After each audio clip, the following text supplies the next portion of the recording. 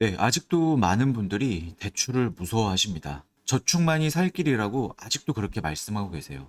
하지만 급여는 정체되어 있죠. 그리고 물가는 상승하고 있습니다. 부동산 가격도 결국 우상향합니다. 과연 저축만으로 이 모든 것을 따라잡을 수 있을까요? 네, 안녕하세요. 열정 PM입니다. 네, 오늘 주제는 대출입니다. 네, 많은 분들이 대출을 많이 두려워하십니다. 그런데요, 이렇게 한번 생각해 보셔야 돼요. 사실 저희 급여가 많이 오르지가 않아요. 물가 상승률만큼만 이 급여가 오른다면 정말 다행이죠. 그리고요, 이런 부동산 같은 경우는 네, 부동산 아파트 집값 한번 보세요. 이게 올라가는 이 상승 속도가 상승 폭이요.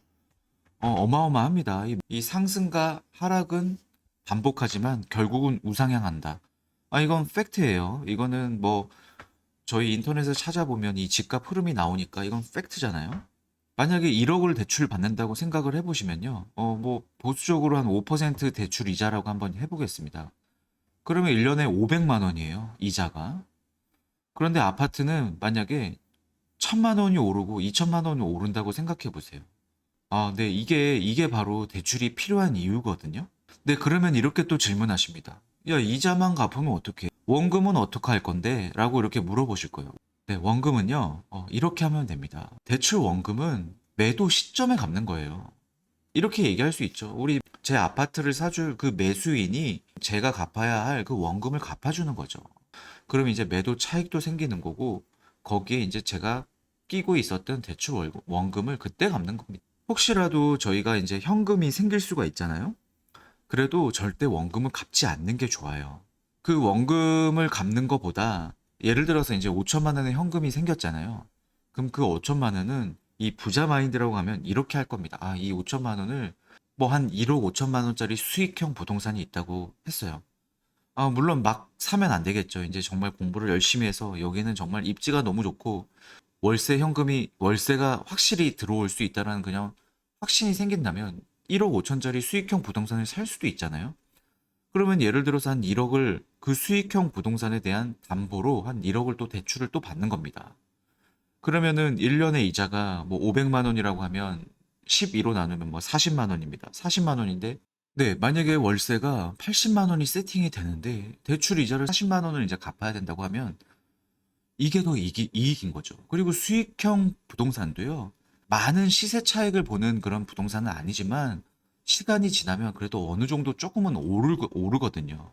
월세도 40만 원을 받을 수가 있고 그리고 일정 시간이 지났을 때 매도를 한다 그러면 매도 차익도 볼 수 있고 이런 식으로 부자들은 자산을 불려가더라고요. 네, 그래서 물론 저축 필요하죠. 이게 최초에 이제 종잣돈을 모을 때는 저축이 굉장히 필요합니다. 그래서 어느 정도 종잣돈을 만들고 나면 이 대출이라는 레버리지를 적극 활용을 해야 돼요.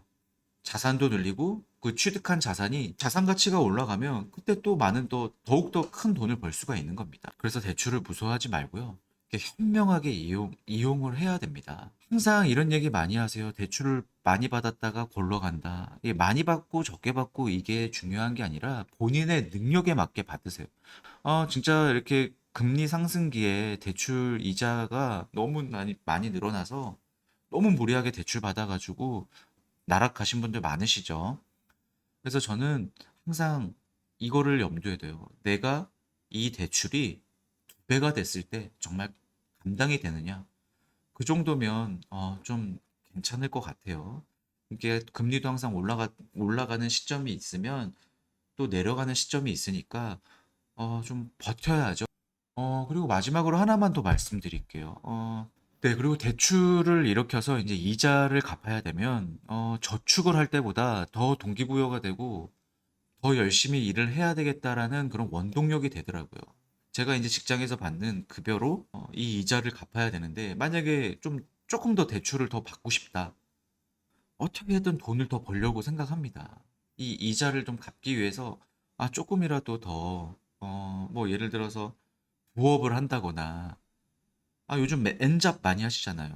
예를 들어서 뭐 스마트 스토어를 한다던가 조금이라도 더 돈을 벌려고 하는 그런 욕구가 계속 샘솟더라고요. 왜냐하면 이게 알잖아요. 내가 지금 돈이 없지만 빌린 돈으로 자꾸 자산을 불려나갈 수 있다는 걸 아니까 자꾸 대출을 더 받고 싶은 거예요. 근데 이자 갚을 수 있는 그런 한도가 있으니까 조금 더 돈을 더 벌려고 계속 노력하게 되더라고요.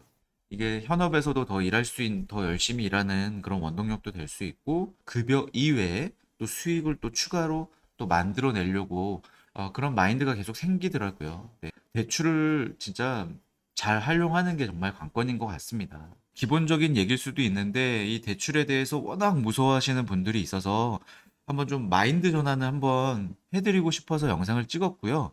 네, 이 영상이 좀 도움이 됐다면 좀 구독과 좋아요 좀 부탁드리고요. 혹시 뭐 또 소통하고 싶은 또 댓글로도 이렇게 또 의견이 있으시면 좀 많이 좀 댓글 달아주시면 저랑 또 이렇게 댓글 달면서 소통하는 것도 되게 재밌더라고요. 그래서 댓글도 좀 많이 달아주시고요. 네, 그러면 또 다음 영상으로 찾아뵙겠습니다. 감사합니다.